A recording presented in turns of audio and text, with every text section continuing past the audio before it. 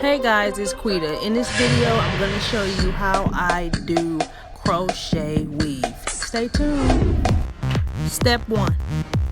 Braid down the client's hair. If their hair is very thick, you will have to make sure it's braided flat so they will not feel any lumps.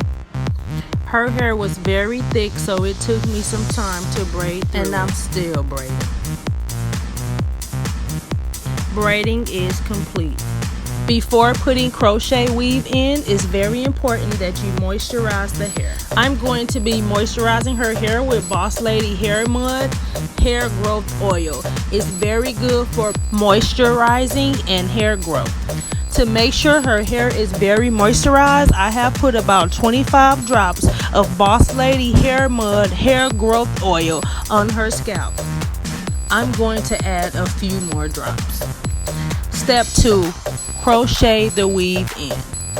When I crochet the weave in, I like to do double knots, and at the end I will go back and add a drop of nail glue just to secure the knot so the hair will not slide out. I have crocheted 3 bags of crochet weave hair in her head. Now I'm going to see if I need to add a little more hair. All the crochet weave hair is in, so now I'm about to go through the hair and cut layers in the hair to eliminate some of the bulkiness at the bottom of the hairstyle.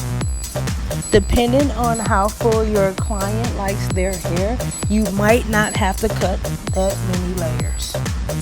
This client did not like full hair, so that's why I'm still cutting layers.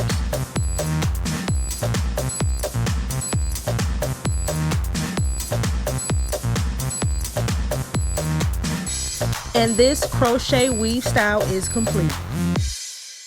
If you would like to book with me, go to thebraider.com and click on Quita to see my availability. Thanks for watching. Bye.